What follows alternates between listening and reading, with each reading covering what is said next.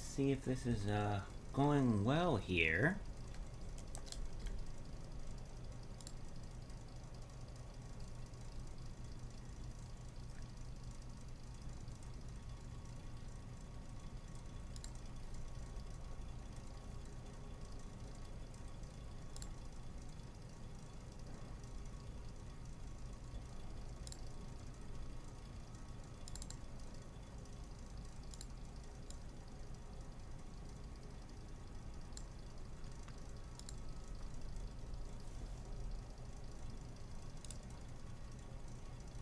I'm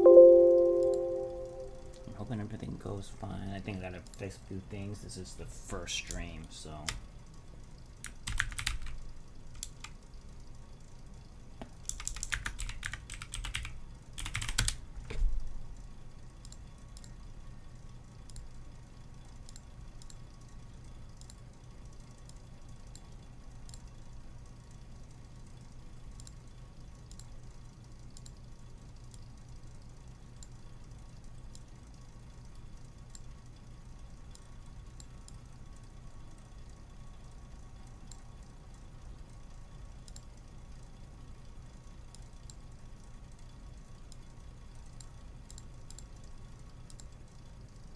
Okay.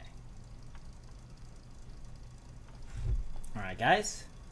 First part of my stream. Started seeing a little bit crappy, but we will see how everything goes. Alright, so first off, first stream is going to be about specifically what we're going to be getting into is that we'll be, the great Biden administration creating a border administration to pretty much police speech, essentially, which is not what I would call great in this case, but we'll see how everything goes. This will be, as I said, first stream, but we're going to be going through multiple articles. Streams are normally going to be around 2 hours, max 3. Maybe I'll try to get some guests in here now and then and see how that goes. And the way the format will be released is that after the streams, what's usually going to end up happening is that I'll be uploading through highlights or clips of the streams that I'll be going over for. So therefore, everybody is kind of like ready and all that, and get some more biased information, because I know not everybody can watch the streams. So since not everybody can watch the streams, I'll have other content that is ready for you all to be able to have. So we'll go off to the first story that is today, and the first story would be Donald Trump Jr. to launch new gun rights group to fight Democrat gun control efforts. I think this is a very, very good idea, personally. Of course, the article is from the Daily Wire. I think this is a good idea, mostly due to the fact that we didn't have Biden that tried to take gun rights from the people, essentially, and all that good stuff. So I would like to see how I would like to have this get fixed to the point where we can preserve our gun rights, have more gun control. I may believe as well that we have that a lot of people across the country, the U.S. specifically, is having more ability to get their gun licenses. More people are using the Second Amendment to protect themselves. I think this is through the country, which is actually growing. I think it's grew more, probably because due to all the riots that we had for a full year before they went completely apeshit. So that's pretty much how it's going to be. So let's go through this article here. Donald Trump Jr. is set to launch a new gun rights organization that he intends to use as a weapon to fight against attempts by Democrats to crack down on American Second Amendment rights. The Second Amendment Task Force is the first advocacy group that Trump has launched and been directly involved with. Fox News reported the group plans to make a push in the upcoming midterm elections this year, especially in the voter registration sphere. I think this is still good. What they're going to pretell, we're not quite sure, but I'm hoping that it will be a lot better than anything that Biden would be doing right now. This is the way where we can actually potentially fight back and get more things going on here. So, be that it may, hope it's all great and good.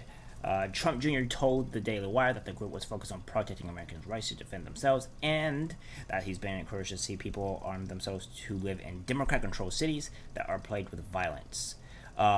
Yes, this here specifically is what I would say is a huge problem. Mostly we see our democratic cities have the most violence, most because of the policies. I do know in California specifically, which we just did have where we just had recently a shooting that involved 12 people injured.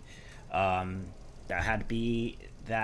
caused a lot of problems, and I want to say, what is it? It would be from downtown Sacramento, not that far from where I live, unfortunately.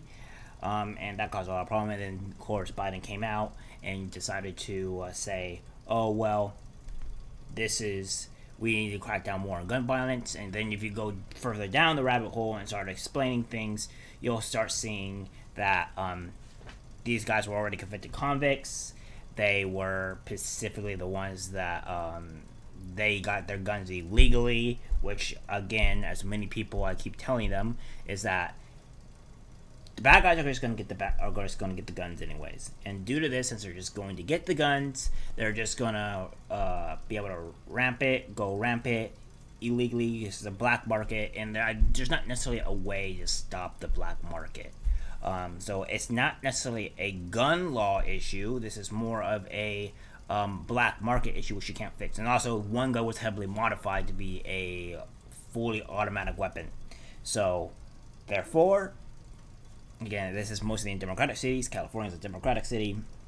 And BLM is able to run rampant in these democratic cities. This has been consistent. The Democrats have had this consistently happen over and over again for a full year, which is the biggest problem that we've had. The democratic cities allow this to happen, and people are in fear for their lives, which is very much so because obviously the governments are not doing anything to stop it. So hopefully this will maybe remedy that.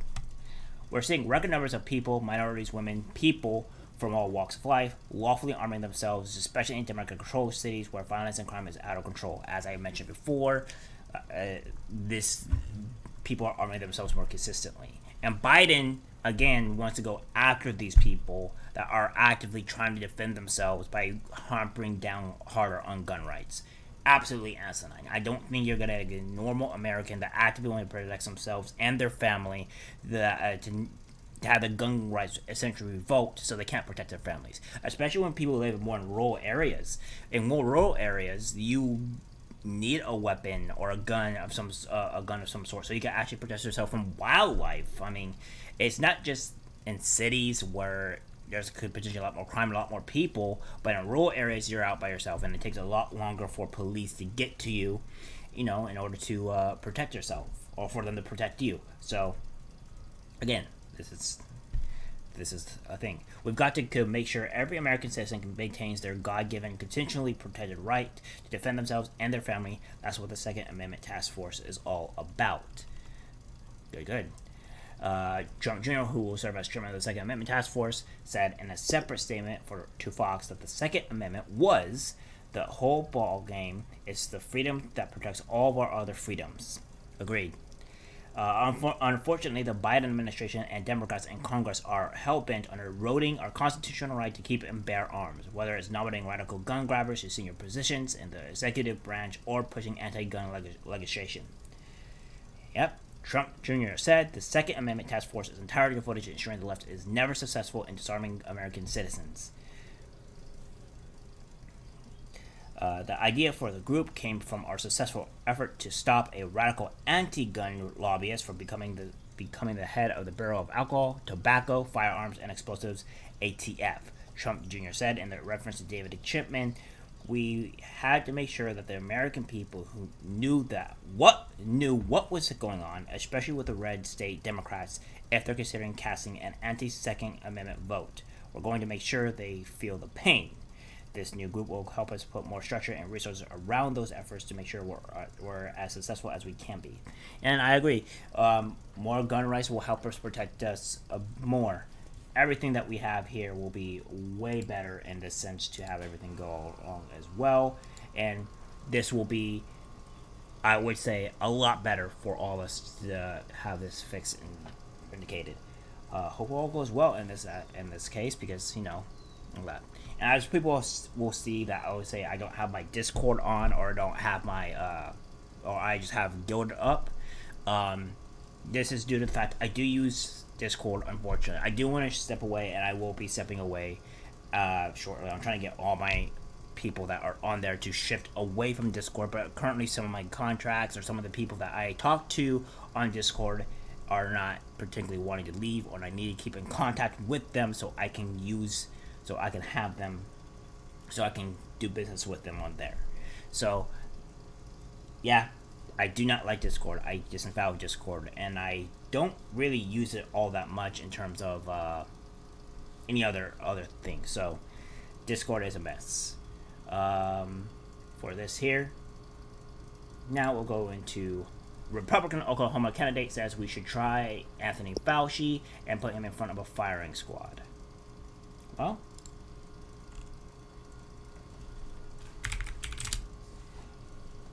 Well, I wouldn't be too opposed against that. Fauci has been completely ruining the Americans, instilling fear into the Americans, and not really helping the Americans at all. I mean, he's been part of a huge email scandal, and it's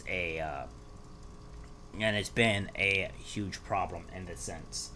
And I'm hoping that they, that he gets punished. But we all know that he's most likely not going to get punished. And all those bees, well, I hope maybe not necessarily maybe a firing squad, but I would say he would definitely need to be punished for the things that he's done to the American people. It's been obviously downright evil for what he's done, and we shouldn't be stand for it. Let's read the article and see what it says. GOP congressional candidate and the chairman of the Oklahoma Republican Party said we should try Anthony Fauci and put him in front of a firing squad during a campaign speech about the 2020 election, vaccine and mask mandates, and wokeness in America. Yes, the masks have been proven to not really help. It's been an N97 mask that need to be pushed. Again, over and time again, a lot of people, and even the CDC, has said that the N97 masks are the correct masks to use. The mask that you would be using specifically for the surgical mask, which is the majority of the people that would be using, are masks that don't help unless it's been in a clean and sanitized environment, and is usually only useful, for specifically for clean and sanitized environments in 20 to 30 minutes. That's usually what the masks particularly pertain to, but I digress. YouTube, don't get at me. This is all cited by the CDC. The CDC has said this, so don't immediately yeet me off of YouTube, off of my first stream. That would just be horrible. Video of the remarks by John Bennett, who is running for the 2nd Congressional District in Oklahoma, was shared on Tuesday by the group Right Wing Watch. We're in a war with bureaucrats who have forced vaccine mandates on us, mask mandates on us, and you know what? They are pushing this wokeness confusion down our throats, Bennett says in the clip. And by the way, we should try Anthony Fauci and put him in front of a firing squad. Bennett then clipped the Secret Service was soliciting before calling for Fauci to face a trial. I'm not advocating we kill Anthony Fauci until he's convicted of his crimes through a court, he added. I agree that he does need to be tried and at least punished in some way, because, again, as I said, he has harmed way too much of the American people, and he was a huge problem. I don't think he he had the best interests at heart for the people. Fauci, the government's top expert on infectious diseases who has served under a number of administrations and now is a senior advisor to Biden, has frequently come under criticism from the right to the point of it creating worries for his safety. Fauci, who is also at the head of the National Institute of Allergy and Infectious Diseases, has faced tough criticism from conservatives for advising a mask mandates, vaccines, and other restrictions during the COVID-19 pandemic. Criticism has sometimes turned very ugly, and Fauci has received death threats over his policies, including a man who sent emails saying Fauci should be dragged into the street, beaten to death, and set on fire. Bennett, a former state House member, has led the Oklahoma Republican Party since 2021. He is expected to step down from the post to focus on his congressional campaign. He is running to fill the seat being vacated by Republican Markwane Mullen. I don't know how to pronounce that. I apologize, good sir, but I do not know how to pronounce that one name. So I'm just going to call you Mullen, who is running for the Senate. Yeah, as I said, I think this man should be tried. This man here has caused way too many issues, and he should definitely be tried. Depending on severity and what it says in the court on what it should be done, I think he should probably be executed, depending on how much damage he has done. But at the very least, definitely put in jail, because he is not of good consequence for the American people. Now we're going to go down to a little bit older type of, what we would say, article that happened yesterday. This article would be specifically for the good old audio from internal Twitter meeting leaked by Project Veritas. This in particular here for the Project Veritas, this is something that specifically is a pretty big deal. As we all know, that Twitter has been quite evil and been censoring people. Thanks to the takeover of Musk, it seems it's going to be a lot better. Hooray! So this is pretty a big deal. It's about a minute long, so we'll go over the video rather than have to go through the entire specific article. But we'll go over a brief bit of it. Elon made it clear in public that a large part of the reason he bought the platform was because of our moderation policies and disagreements in how we deal with health. This puts Twitter service and trust and safety, as well as anybody who cares about health on the platform, in a very difficult position. I believe it does not put it in a very difficult position, and here's my opinion of why. He actively went onto Twitter to specifically say or show that he wanted to change the policies, or to see what if he creates his own social media platform, or have him buy Twitter. And he wanted to go buy Twitter. And I believe Musk, despite some of the things that have come out to him recently, which I may do an actual report on that later on, because there's some things that I am seeing that may paint Musk into a bad light. Well, it does paint Musk into a bad light. However, I will report on that once I get more information and more confirmation to see. But as of right now, I am not entirely sure whether or not this is all credible, especially since it comes from the New York Post, so I don't know whether it's not credible. However, what I believe why this is good, it's not harmful, is because I believe he will create a freedom of speech platform to where both sides can actually talk and debate each other and fix things that need to be fixed that is in Twitter. As everybody said, Twitter is the new public square, and it is censoring one specific group of people rather than keeping it fair for everyone. So I want to see everybody specifically be in fairness to everything here, and hopefully we get that done in a kind of matter. I do think Musk is on the right path. It's not dangerous to Twitter at all. If anything, there's a growth, as we can obviously tell from what we've seen. A lot of people are coming back to Twitter, are reactivating their accounts.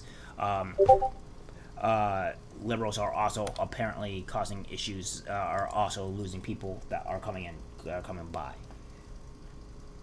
I believe Twitter grows as a service, allows for more people to use the product and have a better experience because we're able to make the conversation on Twitter be safe, because we have built tools, processes for people to be able to feel safe and control their experiences. I believe that there is a lot of work we have to do to continue making that better. Sometimes that means more thoughtful moderation. Sometimes that means making things simpler. Sometimes that means changing product incentives to be able to solve problems through products sometimes instead of policies.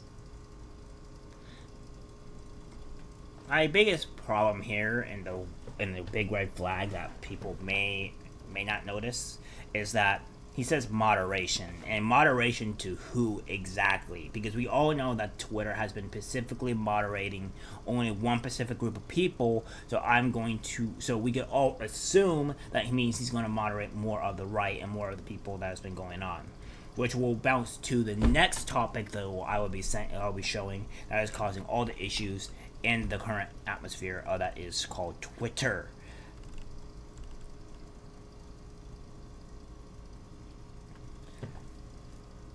Taylor began by saying, I also want to acknowledge all the emotions of today. It is an emotional day, and I want to acknowledge that by law, we are required to act in the best interest of our shareholders. Which was showing that you were not showing the best interest of your shareholders, considering you were trying to block Elon Musk from being able to have access to making it harder for him to buy Twitter. You were actively trying to do this. It was called the poison pill, and that's exactly what you were trying to do, is you were trying to make it way harder for Elon Musk to specifically buy Twitter.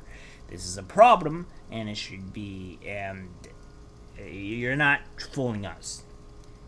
If you wanted it best for your shareholders, you would have automatically accepted the deal without hesitation, because obviously it's a better deal for your shareholders to profit from this, rather than creating a poison pill and making all hands on deck and causing mayhem over Twitter over the past couple of weeks because of the buy.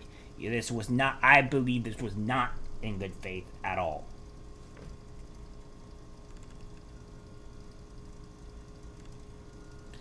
As we have for here is Leslie Berland from the Twitter. Actively say here, hi, at every Twitter Global at all hands, I read real-time questions that come in from our employees. It's always open and unfiltered. An audio clip of me reading was leaked, edited, and misread as my and the company's views. Transparency and openness is core to who we are, and I'm going to continue to give a platform for questions and feedback from employees. That is all. Getting back to work. Yes, and unfortunately for you is that we go over to the great so-called YouTube, we'll find out exactly what we have. Because over here, we have this. Now, I don't know about you guys, but I am actively seeing that some of the issues here is... See this? No, you can't because my webcam. But this here is showing that this is the full actual amount or full time of the whole conversation. The whole conversation's here. So, therefore, you've been caught red-handed. Because you say edited or unedited. Well, this is most likely not unedited because this is the full actual interview that has been going on. So you've been caught in deer in the headlights. Because you're not correct here. You're wrong. So, sorry, Miss Leslie Berland. But you're wrong. This was not a misrepresentation because this was obviously something that was done beforehand. Like, they had the full conversation, they posted a clip, you responded, and then now you're caught with the deer in the headlights because now the full conversation and everything is up in display. So nothing has been taken out of context here. So, how to say it, but it's a problem. So now we'll go on to a more beautiful topic, which would be lives of TikTok. Now, here's what I have with the problem here with this social media. So as we can tell, social media is a huge problem. And I think we all know that it is. Social media here specifically is silencing people, trying to ban people.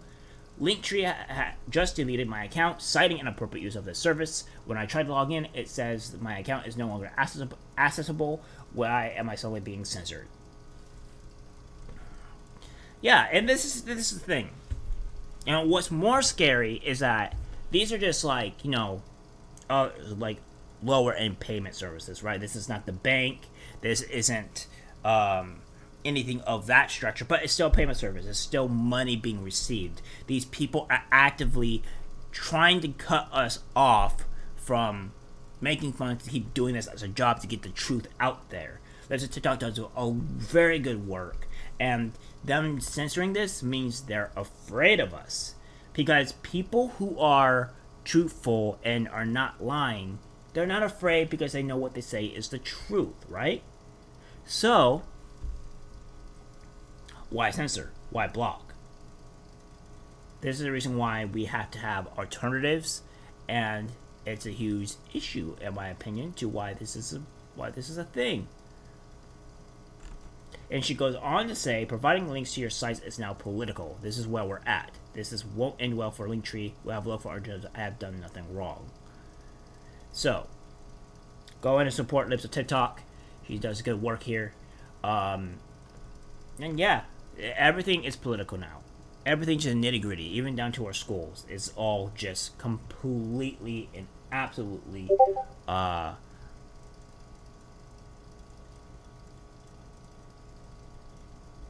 this is something that is completely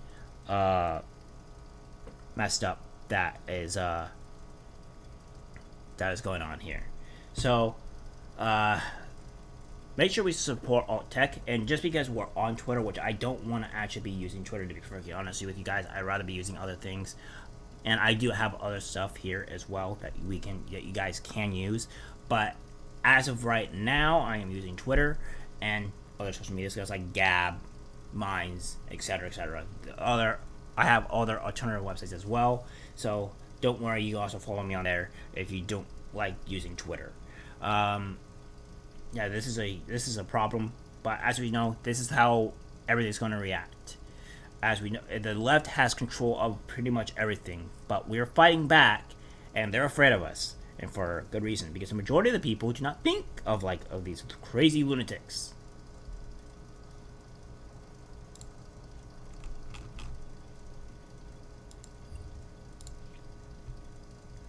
Now we'll have something that is a great bit more egregious, it's a bit more crazy here. Elon Musk calls Twitter's Hunter Biden laptop censorship incredibly inappropriate. And I would agree. We knew that Twitter and all these other social media outlets were blocking and censoring the Hunter Biden thing. We all knew the truth, but a lot of us, that are on this side of the aisle, which I don't like to label myself as anything really. I would rather just think of myself as an individual that has my own individual opinions.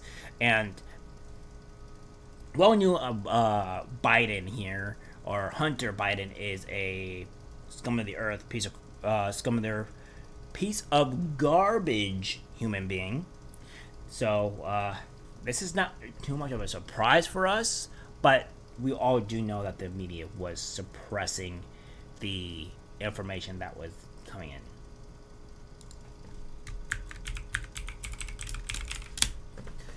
So let's go over this article. New coming Twitter boss Elon Musk responded to one of the most controversial aspects of the 2020 presidential election on Tuesday, after the company unanimously approved his offer to acquire the social media platform for $44 billion, which had that kind of money. Musk weighed in on Twitter's decisions to censor an explosive story that was published by the New York Post about then Democratic presidential nominee Joe Biden's son, Hunter Biden, and a laptop that purportedly belongs to Hunter that is filled with content that was problematic for his father's campaign. Yes, it would be very problematic for his father's campaign, considering the fact that, just maybe this man is, not the greatest man. I mean, look at what Biden's doing. He has not really helped America, has he? He's honestly just caused a lot more problems than actually solved here. So, I digress here. I don't know how to pronounce this. I'm just going to say what I basically can pronounce. Apologize in advance. Vijaya here, the top censorship advocate at Twitter who famously gaslit the world on Joe Rogan's podcast and censored the Hunter Biden laptop story, is very upset about the Elon Musk takeover. Political commentator Sagar, right? That's correct saying, right? We're going to go with Sagar. Wrote on Twitter. Musk responded a short time later, writing, "Suspending the Twitter account of a major news organization for publishing a true folk story was obviously incredibly inappropriate." As Elon Musk has said here, suspending the Twitter account of a major news organization for publishing a truthful story was obviously incredibly inappropriate, as stated by Elon Musk here. And the head of the Twitter site's integrity team told the Federal Election Commission, FEC, that the company censored the story because U.S. intelligence officials shared rumors that Biden would be the target of a hack, despite no evidence emerging that the information in the New York Post reporting came from a hack. So, you censor it regardless. You still censor the problem, and that's a huge issue. These are rumors, but everything are reported. This is the reason why. Allegations are allegations. And allegations is something to assume something that is potentially happening, but we have no proof, so we have to further go into it to actually prove it. It's very similar to what rumors are. There is a rumor, but doesn't mean you should just be allowed to censor something like that, especially from the people that has a potential nominee that would have a huge issue. We also know that back last year, if people knew about the whole Hunter Biden situation, that he was about all of the Ukrainian and stuff like that, that people would have not voted for him. They either would have voted for somebody else. I don't know if it would be specifically for Trump or if it would have been for somebody other than Biden or not vote at all. But we do know that people have said they would not have voted for him if they knew about the information. Because we have to understand that a lot of people that are not in the political sphere don't know. They go about their daily lives, they kind of check what's on the media or whatever. CNN, which is not doing well, CNN Plus is dead. Hilarious. And they're getting their information from these biases or new organizations that they just go about their day. They don't normally look, because people are busy putting food on the table, worrying about their kids, and most people are not focusing on stuff like that. So, yeah, censoring this is not a good reason to censor it, just because despite no evidence. Okay? How many times have you guys not censored something when there were rumors about Trump with the whole Russia thing, right? So, we all know the realities. You didn't censor that. You didn't censor about the whole thing about Trump talking about the whole January 6th debacle, right? You guys didn't censor that. You guys didn't do anything about that. But when it comes to Biden, to the Democratic nominee, you decide to censor that. Anything about him that's negative, you'll censor. Okay. We all know he has a problem with talking to Easter bunnies. So, Then Twitter CEO Jack Dorsey told the House Energy Commerce Committee during a hearing last year that the company made a mistake by censoring the story. A mistake. Yeah, Jack Dorsey, I see you. You're probably trying to play on the good side here, trying to not have more credibility and stuff like that. But let's be honest here. You removed the president, Donald Trump, from Twitter. You removed him from Twitter. So I want to take everything that you say with a grain of salt. I may agree with some of the things that you're currently saying now, but I know who you are, I know what you have done, and I know what you have created Twitter to be. So we're not going to just instantly side with you because you're saying some of these things.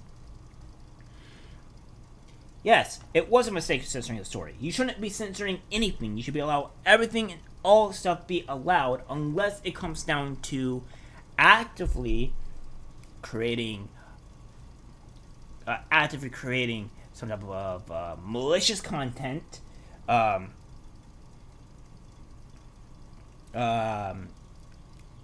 child indecent and child endangerment, which would be kids being trafficked. Let's go with that there, and all that great stuff. So we know that there is a lot of bad things on Twitter. So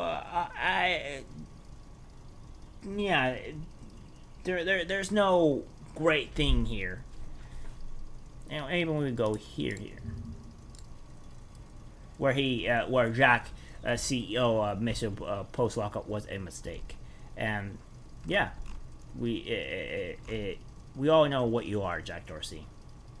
You can't hide from us. All right. We recognize that it's a mistake that we made, both in terms of the intention of the policy, and is also the reinforcement and also the enforcement action of not allowing people to share it publicly or privately.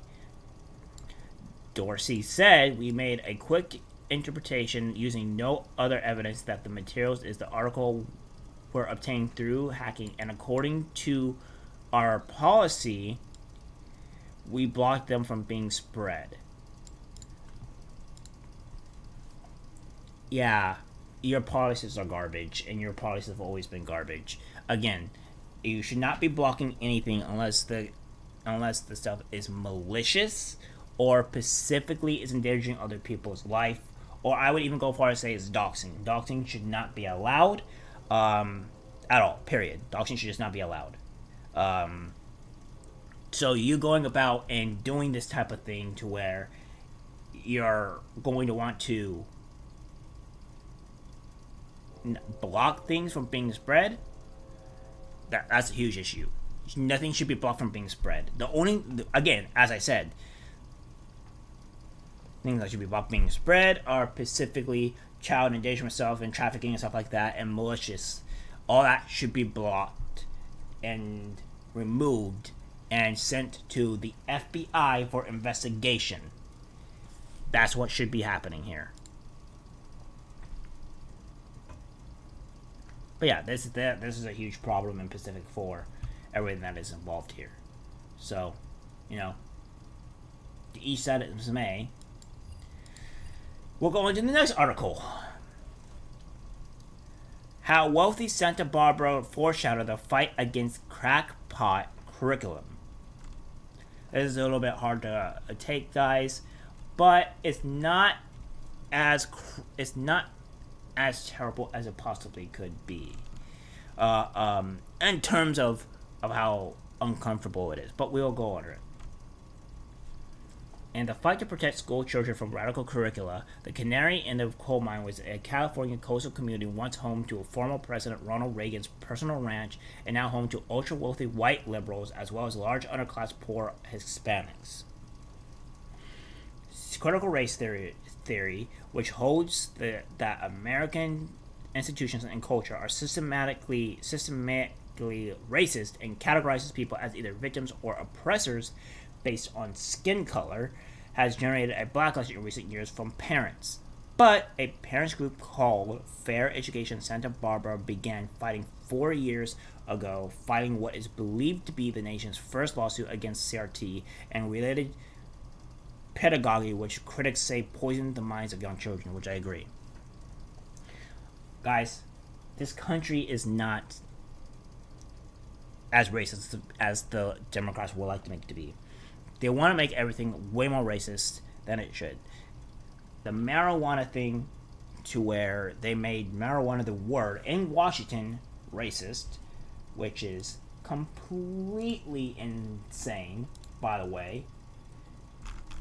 Which I think I could actually bring up this article, because this article is insane. Washington lawmakers claim term marijuana is racist. Remove it from state laws. So now we're talking about how marijuana is racist. I'll go over this article in a bit. But yes, they're now claiming as marijuana, the actual word, is racist. Fantastic. Although a federal judge ruled in 2018 that the group lacked standing to assert its claims of intentional discrimination on the basis of race, ethnicity, religion, and sex, the suit foreshadowed a national fight for curriculum transparency. Fair's Education First in the Nation lawsuit lit the spark for the prairie fire that has spread across America to provide parents with the information and knowledge needed to fight the racially divisive, anti-American, sexually over-the-top indoctrination occurring daily in our schools, beginning in kindergarten.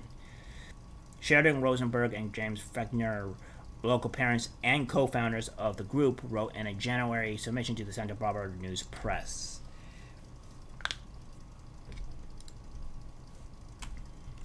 The parents charged that the district require all students to take extreme ethnic studies courses as a condition of graduating, put a radical activist group in charge of other programming, and refused to allow parents to see the curriculum. One Pacific claim asserted that the district segregated students for training sessions, telling white children that all whites are racist. One student allegedly contemplated suicide because he felt deep shame over not speaking Spanish, which is absolutely asinine. I can't possibly see how this is even remotely helping children at all. This is making it way worse.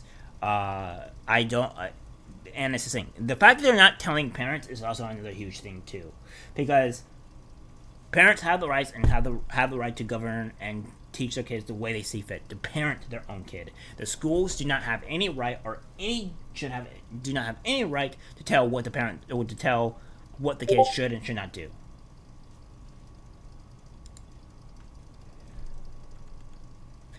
Absolutely crazy. Opponents state CRT is a part of a larger radical curriculum being imposed on public school children under a series of names that have seemed to change when opposition builds. Schools officials and Democrats claim, despite clear evidence, that CRT isn't in schools, while also vehemently opposing growing efforts to ban it. That is a lie, and we all know that it's in the schools, because there are books on CRT. There are literally books on CRT that are in classrooms.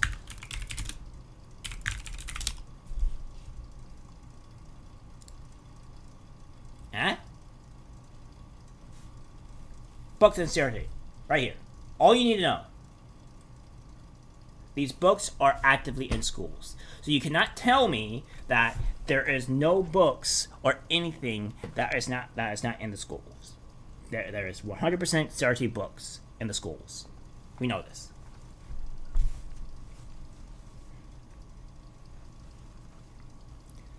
While the battle is new for some, Santa Barbarians have seen it play out longer than most. They say activist teachers have been working to turn children into political foot soldiers, and they want that radicalism steadily ratchets up over time. I agree, and Lives of TikTok points these people out very easily.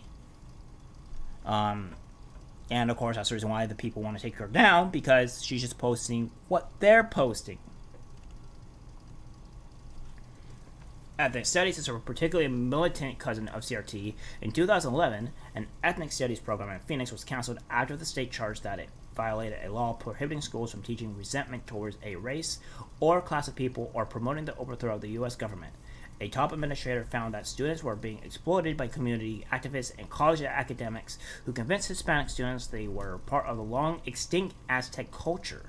Mark Stegman, a college professor and then Phoenix Board of Education president, recounted visiting the class, which included the teacher telling students they were still in the struggle and having them chant, "We must be willing to act in a revolutionary fashion." What he witnessed mirrored a book he read about the psychological dynamics of cults, prompted a chilling realization he called thinking, "This is a cult," scribbled into his notepad, which we'll go see here. So all this stuff will be right here in this, and all this TSC hearing. This was also taken into law. This happened in 2011.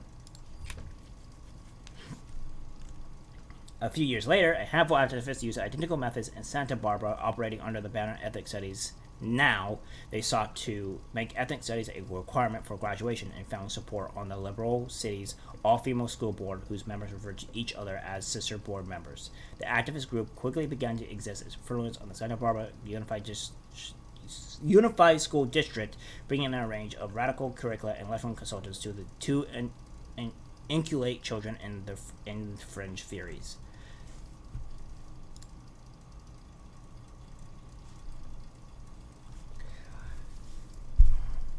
Harmakis remained a mainstay.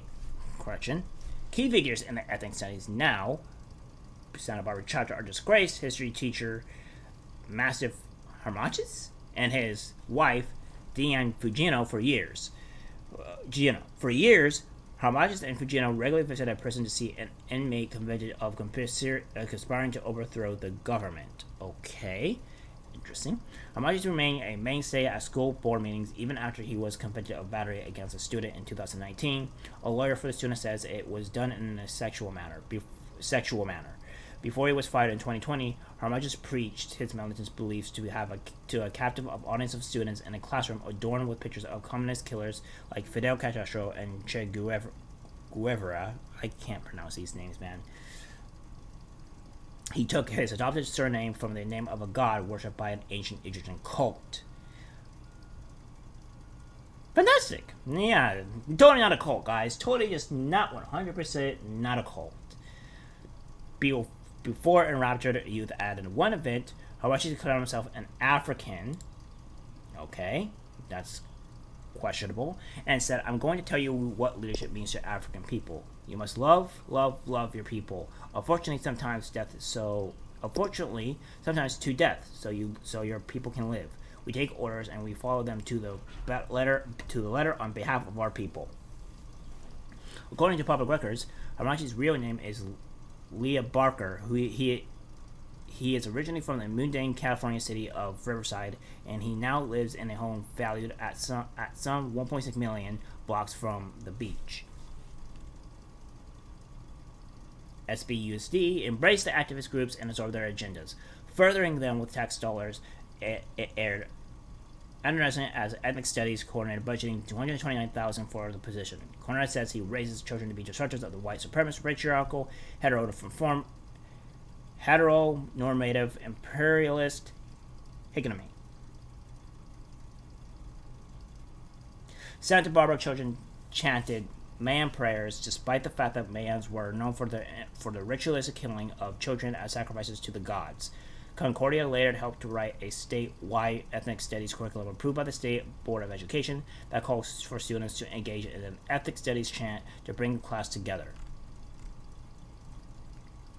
For years, SBUSD turned over portions of his curriculum to activist nonprofits. Many were funded by the Fund for Santa Barbara, of which Harmakis' wife, Deanne Fugino, a professor of Asian American Studies and one-time director of the Center for Black Studies, which is at the University of California, Santa Barbara, serves on the board of directors. They bond to each other as educators and learners because as they get a consciousness about their power of being sexual beings. This is probably the biggest thing here. One nonprofit which the fund paid to provide social emotional learning certification workshops is called AHA Santa Barbara. It gathers students into circles alongside adults, including one who served time in prison, to share intimate details of their lives. The program was created by Jennifer Freed, a certified astrologer and a psychotherapist who tells people she can understand them based on cosmic DNA. Some HA circles focus on the sex lives of the high schoolers.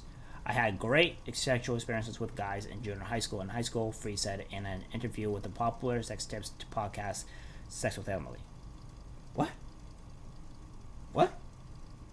We do an after-school group of 4 young women called Sexual Wisdom, and one for guys. They bond to each other as educators and learners because as they get a consciousness about their power of being sexual beings on the material that parents see advertised to go rich in it with some group. So we will do a little bit of research here, my fellow gentlemen. As we see here, Girls' Relation helps female-identified teens to claim the beauty of their bodies and assist them in making empowered choices in their relationships. It provides experience and information to guide young women toward knowing themselves and others. It supports them in being authentic, assertive, and emotionally and physically healthy. Participants learn how to anticipate the rewards and consequences of their inmate choices and develop a sisterhood with other young women their age that is built on trust, vulnerability, respect, and love, open to youth in grades 9 through 12. Great. So, that's a problem. That shouldn't be taught in high school, by the way. These are the last things that should be taught in high school. Things that should be taught in high school is like how to go on to your day life, how to do taxes, how to do, all these other things are important that you need to do, like how to manage money and stuff like this. These are the important things, and these are what we should be taught in class, not this. This is not important for kids at all.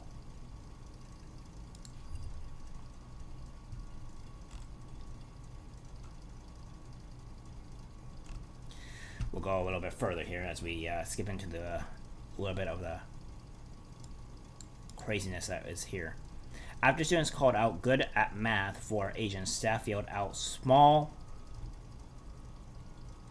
sticks adults call blacks a flying monkey, and ordered Hispanics to clean up.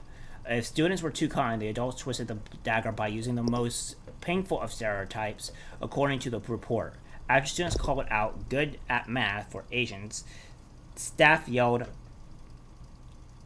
small sticks adults called blacks again flying monkeys, and ordered Hispanics to clean up, the Chronicle reported. Richard Valenzuela, a teacher and director of Camp Diversity in Northern California, acknowledged mistraining students. I hit the blind people in the back of the head so they can feel how it is to be harassed, how it feels to be violated. What? Well, okay, that's insane. Well, okay, first of all, that would be considered assault. So no, you don't do that. He told the newspaper he also taunted Jewish students about the Holocaust, asking, "You Jews waiting for the train or what?" Other teachers trained black students to mistrust police, dressing as officers, and planting mock drug pedophilia on them. Which is not, it does not happen that often, guys. Please do not do this that often at all. This is a horrible misrepresentation of the actual police.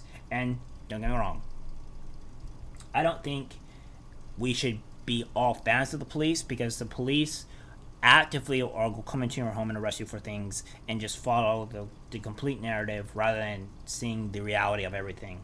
I would not talk to police and reserve your rights, but I would not specifically want to interact with every police officer imaginable.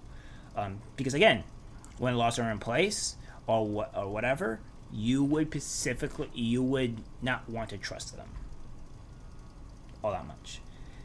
Take every police officer with a grain of salt, because not every last one is good, but not every last one is bad. But they would be the ones that would actually enforce unlawful stuff onto you, whether either you wanted to or not. And they're the only ones that would do this. He told the newspaper he also taunted Jewish students about the Holocaust, asking you Jews waiting for the train or what. Well, we already read this. My bad, people. At night, as the students tried to sleep, counselors haunted them by playing chainsaw noises. Schwartz told the paper that he rejects some of Venezuela's methods, but teachers and parents said even sessions happening in school buildings had similarities to Venezuela's nightmare student camps. Theresia Pertino, an immigrant and mother in Santa Barbara who sent her middle schooler to a 3-day Just Committee program at the junior high because she thought it would advocate unity that aligned with her beliefs as a Democrat, complained to the school board that her child returned very upset. When I contacted one of the teachers from the Just Committee and told her the state of my child and asked her what was taught in the class, she responded to me by saying that my child said he was a disgrace to his family. She told the board at the summer meeting she never told me what was taught in class that day. Patino later learned that what upset her child were lessons that instilled into middle schoolers the idea that Latinos and blacks were unlikely to achieve success in America, which is horrendously wrong. There are tons of black people, tons of Latinos that have achieved success today. I know ones that have. So saying that they would never achieve success is absolutely asinine. See, these are the thing. Here's the thing. The Democrats are the most racist people because they are the ones doing this. They are the ones putting the CRT garbage into the minds of children, causing mental damage on the said children, and making the children honestly go unstable. These are the Democrats doing this. Now, don't get me wrong. The Republicans are not good either. But the Democrats are the ones that are actively destroying our youth and their minds by putting this garbage here. They're doing this. They're actively doing this. The Democrats are the ones that are actually the truly racist ones. They want to come out and say that the Republicans are the real racist ones. No, they're not. They're not the real racist ones here. Yes, there are some Republicans that I would say, are racist. But the ones that are actively doing the most amount of racism are, again, the Democrats. And people are not going to like that, but it's just the truth. Because otherwise, why do we have things in here in the school like this? Why, specifically? Perhaps even more disturbing was the fact that the camp counselors cultivated racism with students that continued after the camp. Patino was shocked when the committee later texted her child, directed to invite him to go for a hike and bring a friend. I never gave Just Committees my child's number, Patino said. Just Committees had my number, and they never contacted me informing me of such an invitation. My child is a minor. Is that even legal? No, it's not legal. Hello? Shortly after Pino addressed the board, a youth who described himself as a queer, brown, low-income person said he initially did not want to go to a Just Committees institute, but within I would say an hour, I just formed my family. I understand that while we do have a blood family, we also have family that we create ourselves, and I believe I have found mine.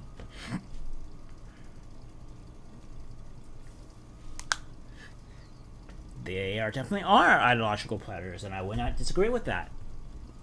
These people are sick in the head.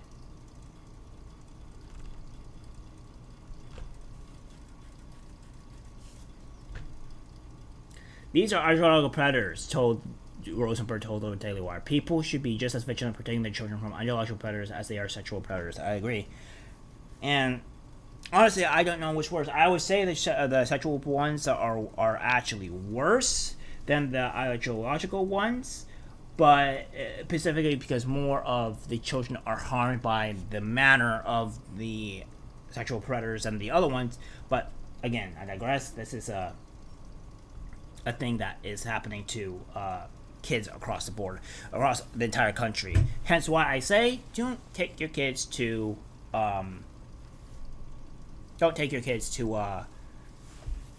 public school. Take them to either private or homeschool your kids. Which, again, would be a lot easier if we didn't have the feminist crazy group people come in and try to separate us from separate the men and women from this and say that women can do all this and this crap. Like, that's insane. I don't know what we would be having here. Despite the local backlash, the Santa Barbara School District refused to cut ties with ethnic studies now and just communities, though it now says it has declined to renew its contract this year. It was equally adamant that parents not be able to see just communities materials. When Raspberry Group sued the school district and nonprofit into federal court, alleging that the district gave just communities non-big contracts and that just communities practice racial discrimination and segregation, and the nonprofit hired the powerful Democrat-connected law firm Perkins Coie. Yeah, again. The Washington law-based firm has come under the scrutiny of Special Counsel John Forrest's work on behalf of Hillary Clinton and the Democratic National Committee prior to the 2016 election. Documents revealed under the discovery process of a lawsuit are typically public, but Perkins fought to keep Just Committee's paper trail sealed. In an email to opposing counsel, its lawyer said materials should be designated attorney's eyes only, unless ordered by a court or agreed to otherwise. The district had so many layers that the judge had to seat some into the jury box. It won the case, and the victory was later affirmed on appeal. Yeah. Well, there you go. Craziness.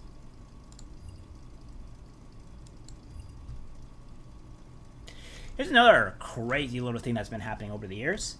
Transgender inmate sentenced to 7 years after forcing himself upon a female prisoner. So, here's the thing here, guys. I'm not quite sure onto why we want to live in this delusional world to where kids are specifically, to where we want to allow people of a biological sex into the same area as other people. Specifically. Don't know why we want to do this. It's insane that they're doing it. And it's insane that it's even happening.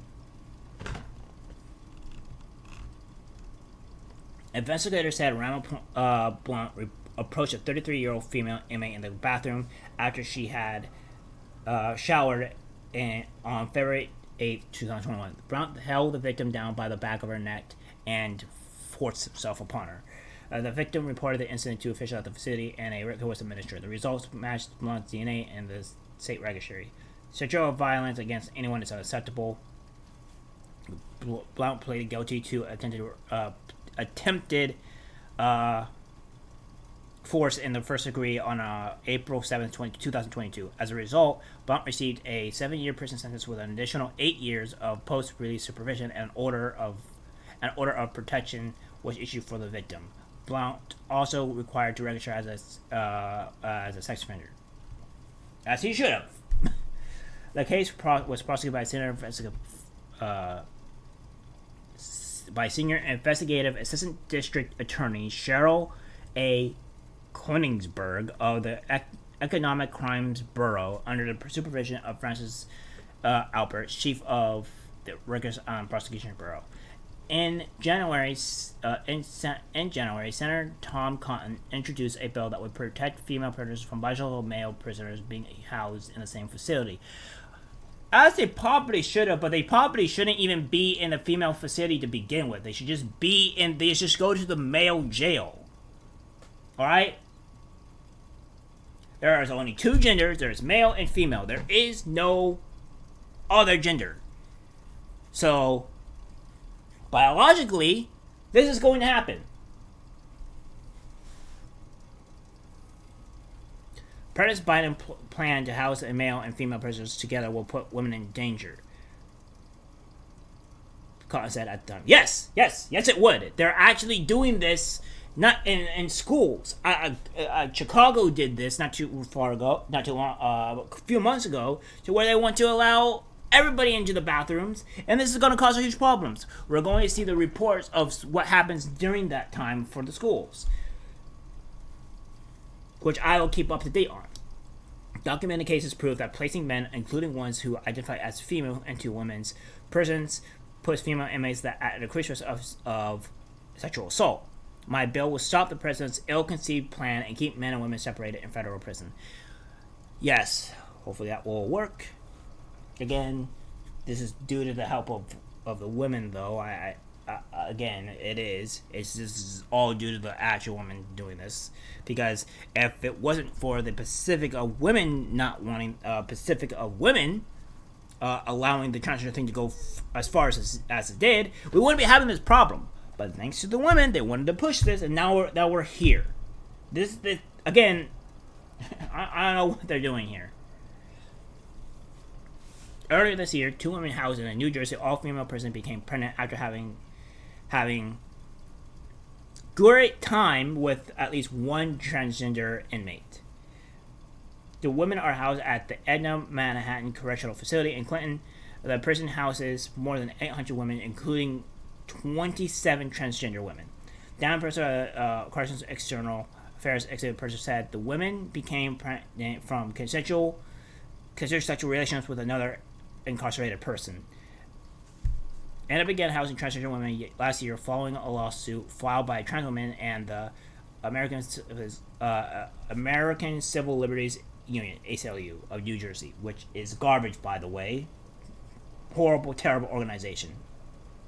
The prison houses transgender inmates who have yet to complete a total gender transition, meaning biologically functional males are housed with women inside the facility, which they'll always be biological males. There is no transitioning is not going to change that. They will always be biological males. On Tuesday, I'm just going to call her Jeanne, legal director for New Jersey's ACLU, said the prison's policies ensure the rights of transgender prisoners were not violated. Yeah, and now due to this, you're causing all these other problems to happen, you lunatic. Hello? You are actively causing these problems. Oh my God. It's in line with New Jersey's strong anti-discrimination laws that prevent discrimination and harassment on the basis of gender identity, she told New York NJ.com. New Jersey PBA 105, the state's major corrections officers union, initially filed suit to halt the policy change. The union cited a lack of clarity rules for handling sensitive issues like cross-gender strip searches. What? This has nothing to do with searches at all, or strip searches. This has everything to do with having biological people in with women. Like, what? A lawyer representing the trans woman in the lawsuit said she believed the policy would shepherd in a new era in New Jersey prisons, protecting and affirming transgender, intersex, and non-binary people's lives. The only woman in prison, Edna 1, the only woman in prison in New Jersey, does not require transgender inmates to proceed reassignment surgery to be housed at the facility, which is this is completely batshit. It's completely just insane. Everything by everything to that standard. In the lawsuit, after trans women's lawsuit, New Jersey prisons agreed to house inmates by gender identity. Good. Let's keep it that way, shall we? Let's not go insane here and not do this.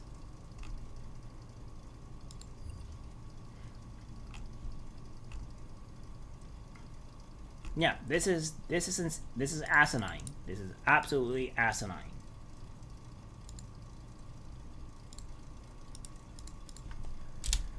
Okay, so we will go into a greater thing here. We'll jump to something a little bit more Twittery.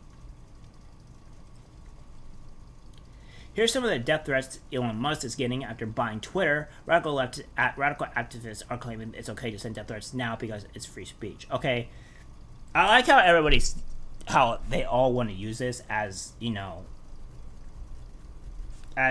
free speech means you can say absolutely anything.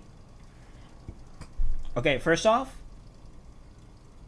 you can't just actively be malicious to someone. It's in a sense of you can't actively want to have, you can't just threaten someone's life, and that's not protected under free speech. All right, it's just not protected. So sending death threats is actively trying to cause harm to people. So here we are going and said, I give anything to be the one that gets shoot. What is this guy saying? I give anything to be the one that gets to shoot Elon Musk in his fucked looking head. Oh, you need to learn to type. Daily reminder that billionaires should not exist. Well, time to execute Elon Musk. Some fellow comrades are having their villain origin story today, and will either become hitmans and try to murder Elon Musk, or for buying our app, or worse, become rich and buy it back. God, I want to eliminate Elon Musk.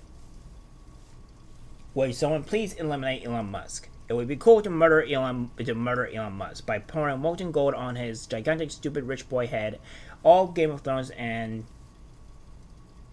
poop. That mother plower needs to be killed. As you can see here, all these things are just absolutely insane. Insanity at its best, honestly. I want to murder Elon Musk. Let's buy Twitter for $41 billion instead of doing any good with that money. Man, crazy to think he can do that well for the people. Okay, again, why isn't the government doing this? Why isn't any other big organizations doing this? You say this, but why aren't there any other bigger organizations that have billions of dollars that can actually do this? They're not doing it.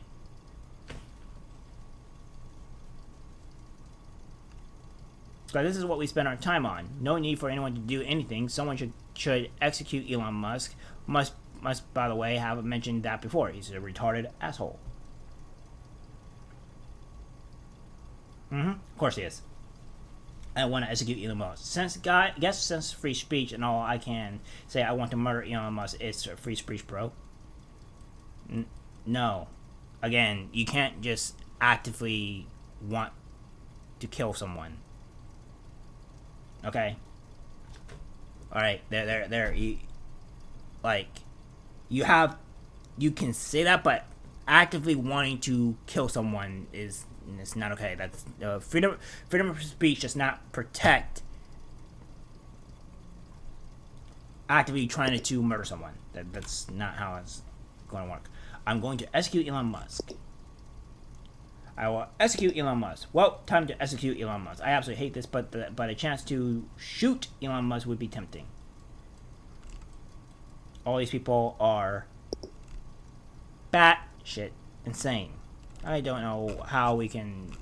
I don't know what's going on here. Like, these people are absolutely insane. Woke journalists are now accusing Elon Musk of targeting Twitter employees for harassment. They show only 3 screenshots and say Twitter employees are terrified, asking for protection. Here's 80 death threats sent to Elon Musk today by an actual violent mob.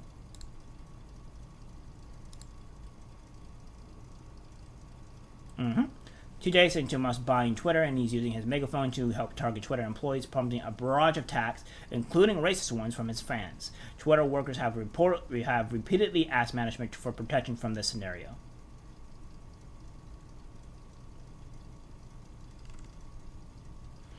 Elon Musk boosts criticism, Twitter executives prompting on attacks.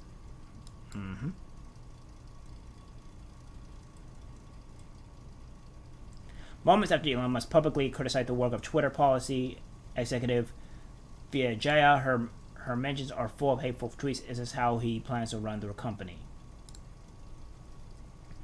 I'd imagine every Twitter employee is looking at this and thinking, what if they're next? Just a sample.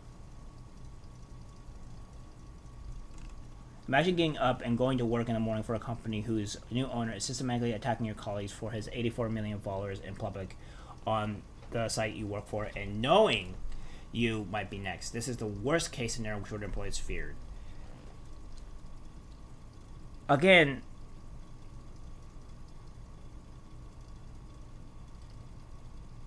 this is by the insane mob. This is your guys' side. This is literally your guys' side. Literally your guys' side. Your guys' side is doing this. It's not anybody. It probably is some of Elon Musk's people, because out of all the followers that he has on Twitter, there might be potentially some of them actually doing this, which obviously he disavows. And by the way, he's working on. Most likely. Not saying the guy encourages online terrorism, hate speech, and misogyny, but I've never seen him lift a finger to discourage it.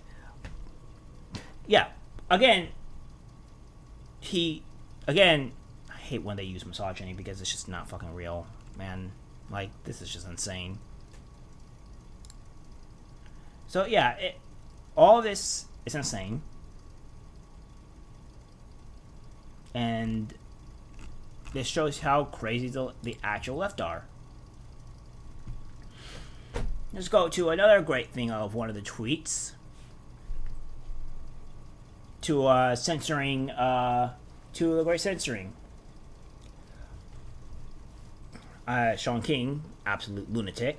I am told this morning that Apple and Google will remove Twitter from the App Store if it does not moderate and remove hate speech under Elon Musk. This isn't a new policy, but a commitment already made. Amazon Web Services has the same commitment, so there's that. Great! So, we're just gonna, silence everything now. Destroy Twitter. Great. See how we see how like these big corporations are the huge problem here, and how we need to step in line and stop this crap, because this is stuff that I'm trying to give you guys. All this garbage here that we're seeing needs to be stopped, and it starts at us fighting back. Now, let's go to here. To the great outdoors of the biology teacher demands inclusivity, declares not everyone who produces eggs is a woman. Okay. Well, first off, maniac, you're wrong.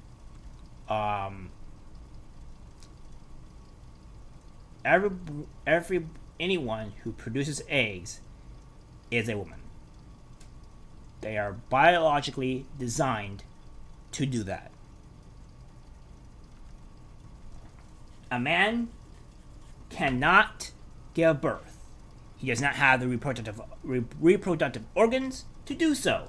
So therefore, you're wrong. I wanted to throw something out there. Those who cannot do, teach. Those who cannot teach, indoctrinate. And that's what leftist teachers are out to do these days. There's nothing about the statement, not everyone who produces eggs is a woman, that is remotely connected to biological reality. But it's exactly the kind of nonsensical drivel with which his high school biology teacher is trying to fill his students' heads. I say his because I'm unsure. Yes, as you probably guessed, the teacher identifies as trans. Not surprised. Let's listen to this great debacle, shall we? Our classroom, we need to be a stickler for inclusive language in any conversation, and especially in the content that we teach. I'd like to give some examples from my content, which is science. I've mostly taught biology, and when we're teaching about life and living things, we need to be clear that we're including all living things, including all people in that. So I want to offer one resource that I'm going to drop in the chat from my website. So me and two other trans-identified high school teachers put together a language guide. Our site is called genderinclusivebiology.com. And some things that we come up on a lot are, for teaching about cell division or reproduction, a lot of textbooks, a lot of existing teaching will say, well, women produce eggs, males are more likely to be colorblind, the mother carries the fetus for this many months. And some ways that we can show our support for trans and non-binary students are just to clean up that language, be more precise. We can be more accurate and be more inclusive. So I would say, no, it's not women that produce eggs, it's ovaries that produce eggs. That's accurate, that's precise. We're acknowledging that not all women produce eggs, and also not all egg producers are women, for example.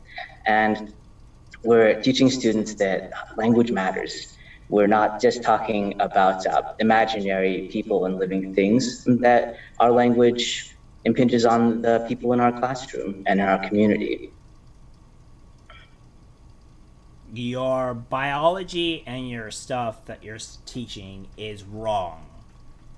all women, again, do produce eggs, and women have ovaries. So therefore, by automatic design, if you are not a woman, you do not have ovaries, and you will not be able to produce eggs. So therefore, if you are a woman, you automatically have ovaries, and you automatically end up producing eggs. So it goes hand in hand.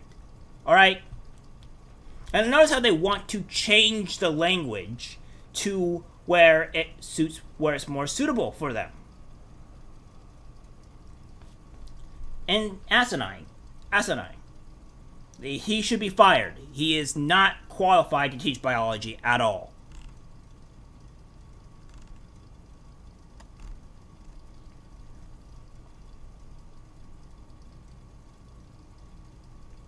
Our site is called Gender Exclusive Biology and all that great stuff.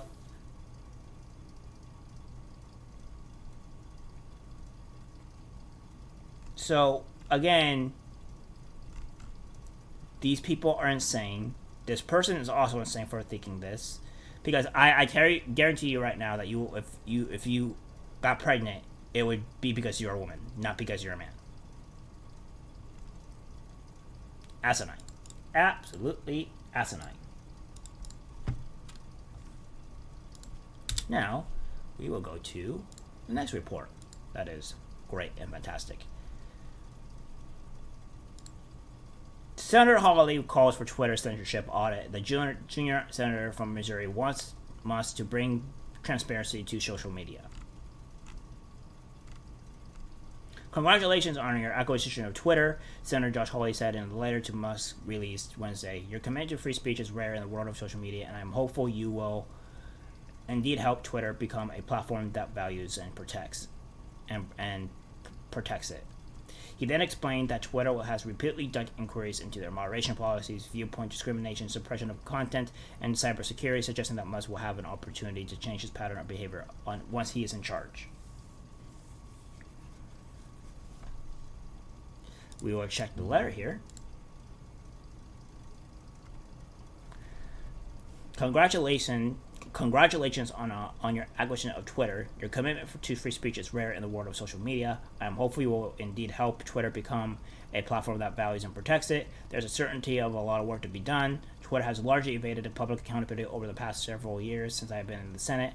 I've sent a number of oversight inquiries to the company. These letters cover subjects as diverse as content moderation policies, viewpoints, discrimination, suppression of content, and Twitter's own security. Twitter, not surprisingly, has effectively ignored these requests.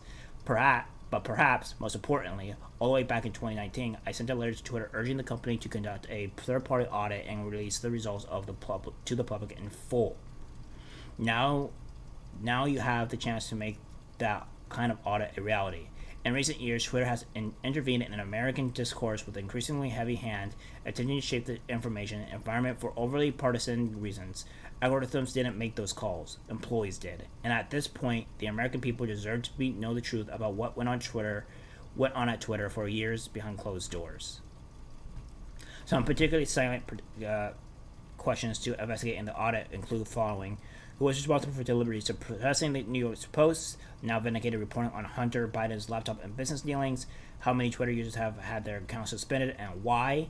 How many Twitter users have been shadow banned and why? Do Twitter's shadow banning and suspicion patterns evince a consistent political bias? Have Twitter employees, since news of your acquisition of the platform became public, made changes to the platform or deleted records of their time at the service? A public audit like this will prove essential as you start to rebuild a culture of free speech and open discourse at Twitter to determining where exactly things went wrong on the platform and who is principally responsible. No doubt the results will be illuminating for all of us. What a great document.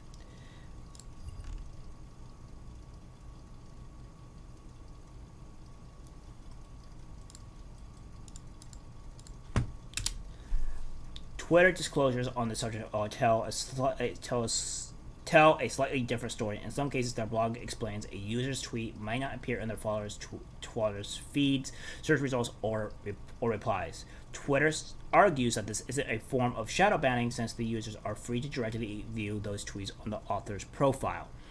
Hawley said the American people deserve to know the truth about what went on Twitter and has requested information on any shadow banning efforts. In addition to aggregate data concerning how Twitter shadow bans and suspends users, Hawley would like to know about the individual within the company that made critical decisions, who was responsible. His letter asked for deliberately suppressing the New York Post's now vindicated reporting on Hunter Biden's laptop and business dealings. He would also like any information regarding changes made by Twitter employees following the news of his takeover and whether they had deleted any records. Yeah. I think it's a good step. I think if we can get the audit and understanding why all these reasons, that will make Twitter a lot better place so we can better monitor it, be monitored and be safe and be able to make the specific site a lot better. I think Hawley is onto something here. I think this is a good thing to do. You guys can obviously leave comments down in the description. Leave the comments if you agree this is correct or not. I think it's a good thing to do.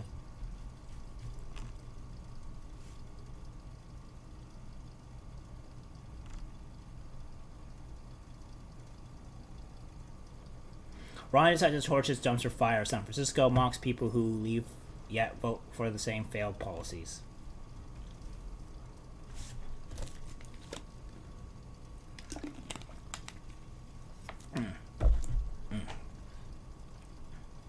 Liberal voters vote for the same failed liberal leaders who enact the same failed liberal policies that turn states into crime-infested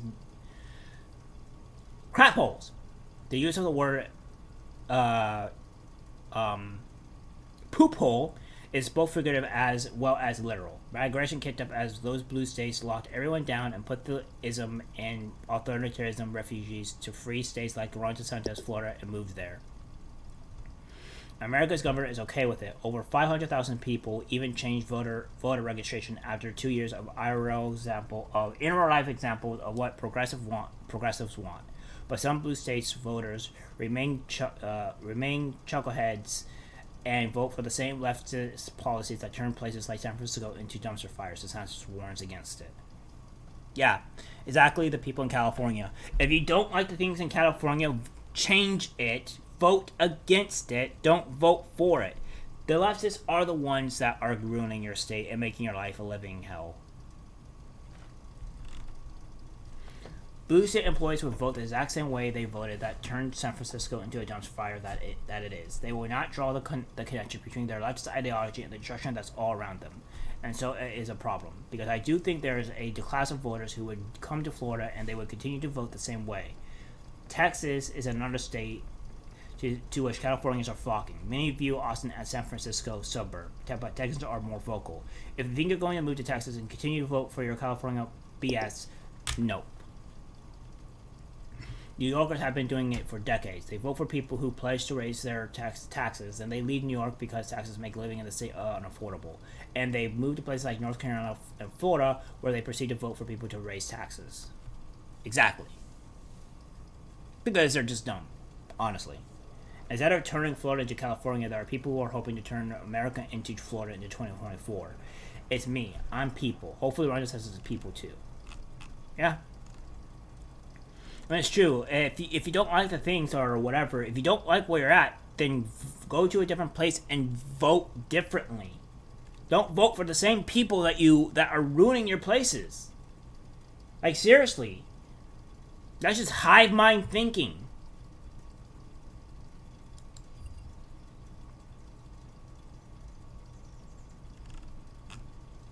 White House didn't tie Section 230 reforms to Musk.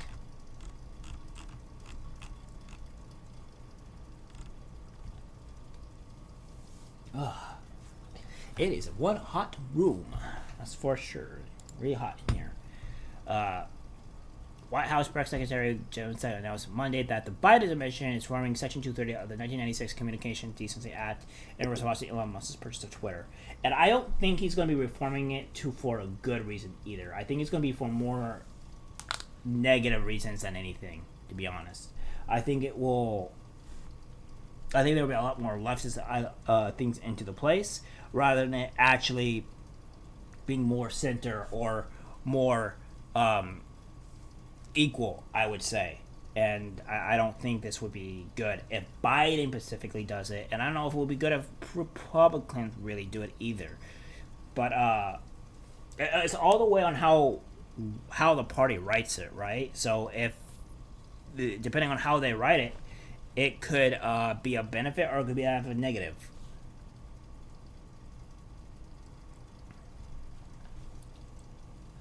While answering a question Monday about the Twitter deal, Psaki told journalists that President Joe Biden has long supported reforms to Section 230, a legal provision that generally exempts internet companies from liability for the material users post on their networks. Psaki did not announce any specific new reforms, nor did she say the administration was considering such reforms solely because of recent developments with Twitter. In fact, Biden said on the campaign trail in 2020, long before Musk's proposal, that the section should be revoked.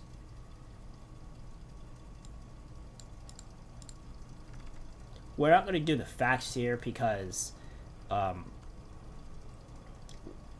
do not trust AP. So we're just trying to get like a brief idea on what specifically they have done or what they're doing. Psaki responded, "Well, I'm not going to comment on a specific transaction. What I can tell you, as a general matter, no matter who owns or runs Twitter, the president has long been concerned about the power of large social media platforms. What they have. Why is this in here? What? What they have, the power they have over our everyday lives, as long as argue that the tech platforms must be held accountable for the harms they cause. I agree with that, but I don't agree. I don't think you're going to actually do it for the right reasons. I think you're going to do it for the wrong reasons." She continues saying she has been a strong supporter of fundamental reforms to archive that goal, including reforms to Section 230, enacting antitrust reforms, requiring more transparency, and more. And he's encouraged that there is a bipartisan interest in Congress. Psaki did not say that the Biden administration was pursuing these reforms solely in response to Musk's offer to buy Twitter, nor did she announce any new specific actions the administration was considering. In terms of what hypothetical policies might happen, I'm just not going to speak to that at this point in time. She later added, in addition to reiterating the Biden administration's concerns about the power of social media platforms and ways to hold them accountable are not new. No, because other people were talking about this, and unfortunately for you, I don't think you're going to actually do the correct things that need to be done. As a presidential contender, Biden said the breakup of tech companies should be considered.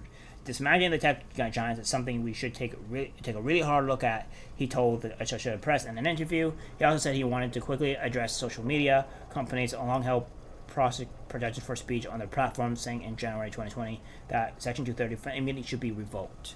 Yes, and I'll keep saying this, revoked to what exactly? So because we don't know exactly. Why is this so blurry? What is this?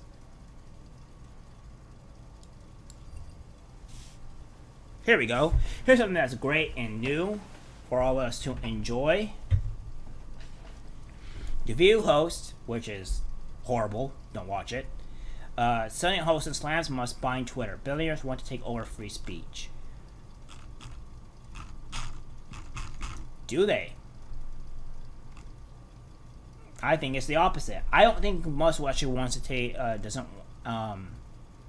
want to take over his free speech. At least not Musk specifically, but we'll wait and see. Like I said, we don't know exactly what's going on with Musk right now. We don't know what his true intentions are right now. We see his intentions from what he wants to do with Twitter, but we'll find out later on what he's actually going to do.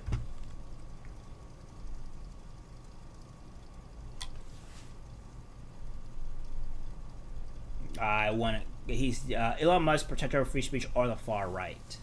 Protector of free speech by the looks of it, and he's not far right.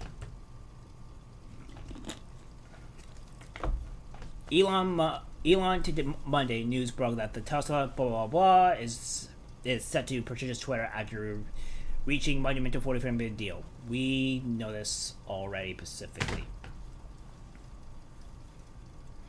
So, the biggest concern continues to be the future of Twitter, which is now publicly owned by the world's richest man and a self-declared free speech absolutist. Does the recent acquisition mean more conservatives and their cronies will have a platform to proudly spew hot takes riddled with harmful rhetoric? Will blue verified badges be awarded more easily? And also, will former President Donald Trump get back his long-lost Twitter account, which is what you guys fear the most, is the dreadful President Trump coming back. Blue verified badges be awarded more easily. Now, I don't necessarily know about this, although I would say the blue verified badges will be awarded more fairly. I would say that. More easily, I don't know, but more fairly, yes. I would believe more fairly in this aspect.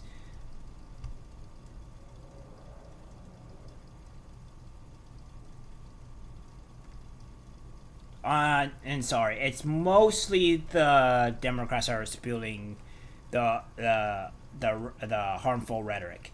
Let me clarify. Not all Democrats are doing this. I would say the far left are the ones that are doing the radicalized people are doing this specifically.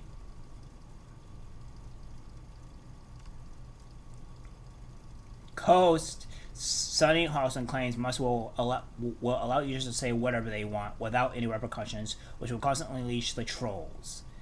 Well, that's what free speech is, right? As long as this doesn't provide anything that is threatening somebody's life, it's all fair game. Hawson emphasized that the majority of Twitter users are straight white men, meaning must takeover will hurt marginalized groups the most. No, it won't. What? No. Okay, first off, where...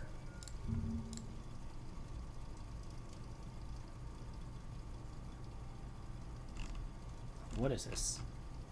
So, why is it cited, by the way? Why is it cited? So,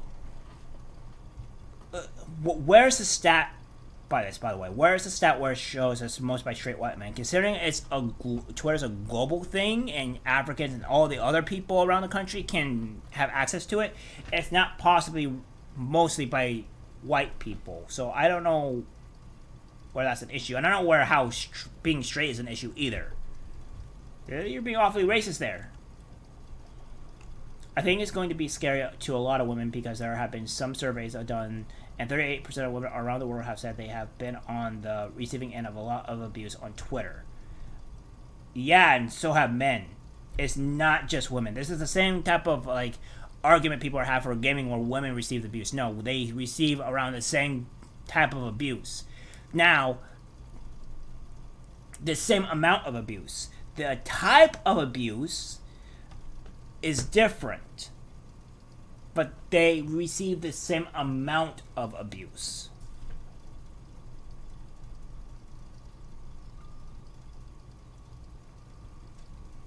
"85% of women have said that they have seen the abuse."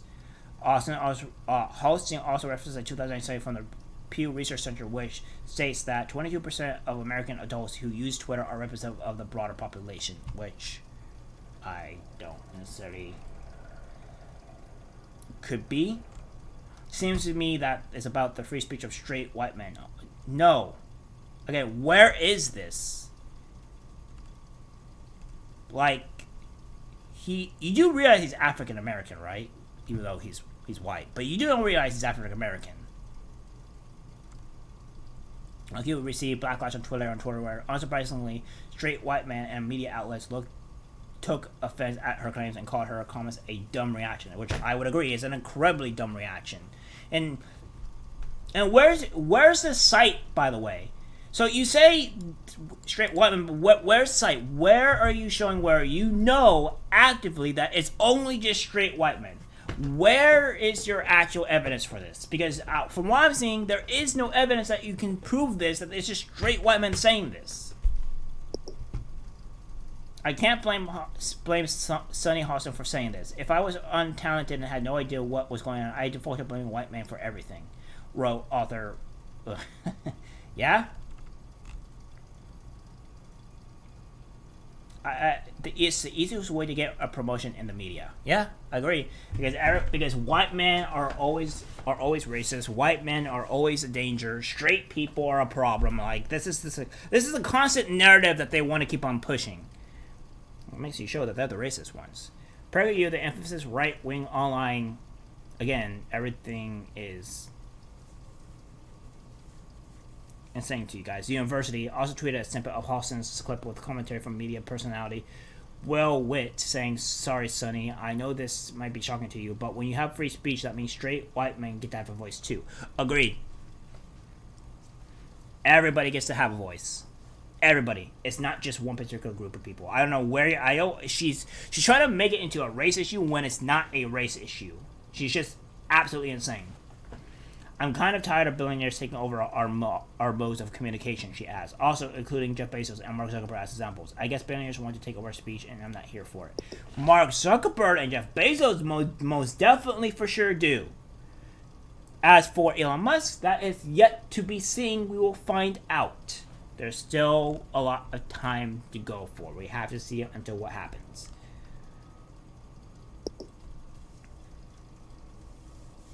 Co-host Sarah Haynes notes that Musk is planning to increase verification on the platform, which she says is a step in the right direction. Haynes claims that the move will reduce some of the toxicity on Twitter by increasing visibility, encouraging users to think twice before posting something nasty. It depends on what the verification is. I do not like the fact to where all your information is publicly out onto the media. So again, if all your stuff, like your address, your card, or your business, or stuff like that, like very public information is out there, no, that is not okay. That should not be allowed. That will actually create more trolls and more hateful stuff happening. Ana Navarro addresses the politicization of the social media platform. Conservatives have been waging war against Twitter. They've been selling the narrative that Twitter stifles freedom of speech, and they want to see Donald Trump give back his Twitter platform. Yeah, possibly, but I mean, again, I don't know. True Social, it would hurt Trump if he went back on there. I think the coordinator said it would hurt him. So I don't know if Trump would want to come back, but that's up to debate. Guest host Amber Ruffin stands for the host on the show on the Amber Ruffin show on NBC, and Peacock says Musk's choice to spend a whopping $4 billion on Twitter is enough to prove that he's bad at making decisions. No, because he's going to make it a free marketplace, which means more truth is just going to get out there. Ruffin closed out the discussion with one final point. "I think Trump is going to come back to Twitter, and it's going to be horrible, but also very hilarious."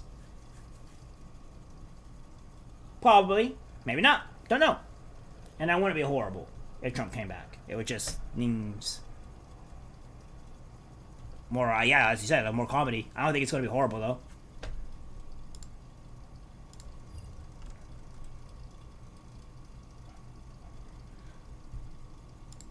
And guys, to end and to kind of wrap up the show, we're running a little bit early, but that's okay. Always at the end of the show, I'm always going to have a final article of something here. I'm always going to have this in particular to what we want. So, say for instance, I'll always have a manosphere or a gaming thing of specifically of what we would specifically for you guys to have, because I also want to shed light onto what's happening here in to men in general. This is also another thing that I want to post and learn about. Students protest after viral video shows teen slap girl who called him a racial slur.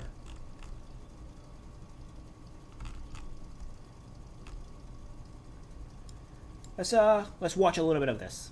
New video at 5 shows a male student slapping a female student after she called him the N-word. This led to a walkout at Locust Grove High School. And Channel 2's Audrey Washington is live in Henry County. Audrey, students are upset about the different punishments given to these students. Right, and it's important to note that they believe both students were wrong, but they don't believe both students were punished equally. So they walked out of class here and protested right there inside Locust Grove High.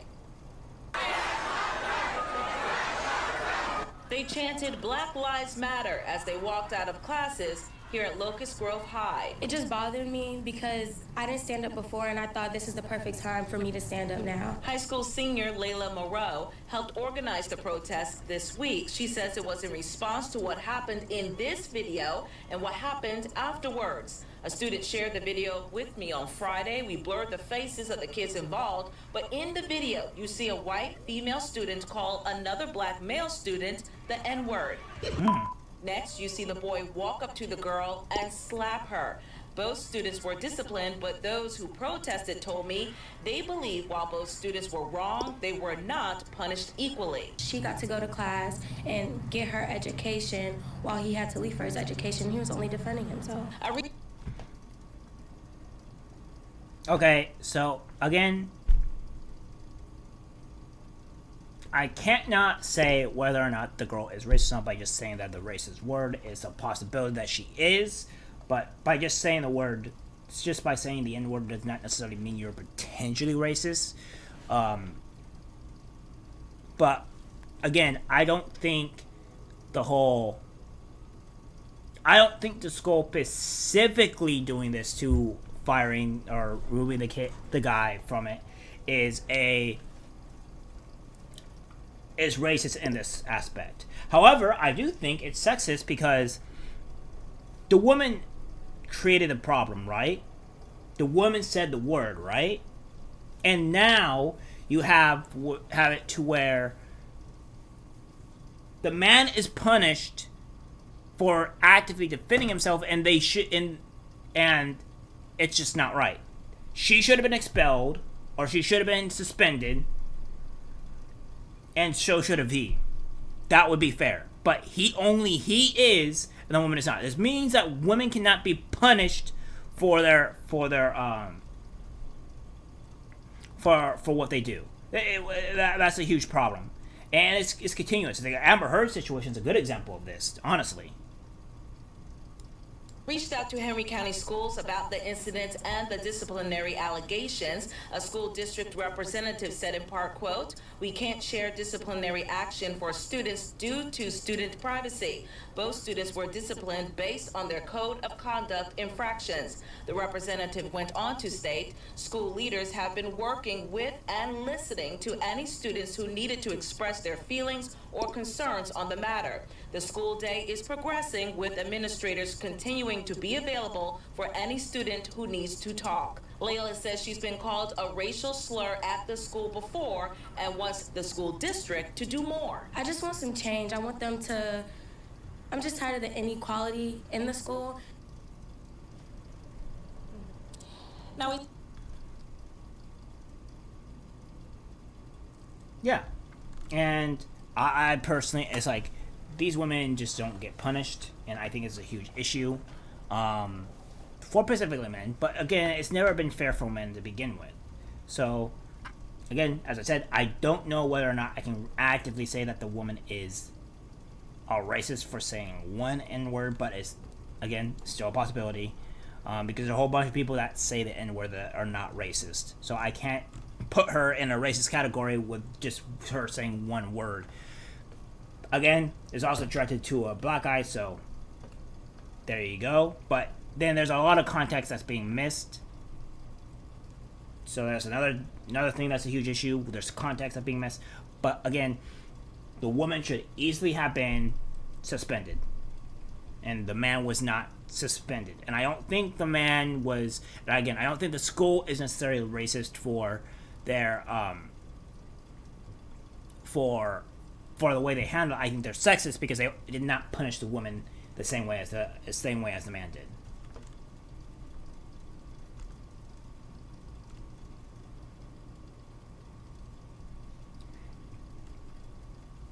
She goes to class. Oh my gosh! She goes to class and have her education while he had to leave. He was only defending himself. Washington reached out Henry County Schools about the disciplinary actions. A school district rep said in part, "We can't share disciplinary action for students due to student privacy." Officials said both students were disciplined based on their code of conduct infractions. School leaders have been working with and listening to any students who needed to express their feelings or concerns on the matter. yeah. So again, I don't specifically think this is a racial thing, at least for in terms of the disciplinary thing. But I think it's a more of a sexist type of thing where women can get away with stuff, and that's not okay. So that's it for the stream. I will see you guys tomorrow around the same time. And until then.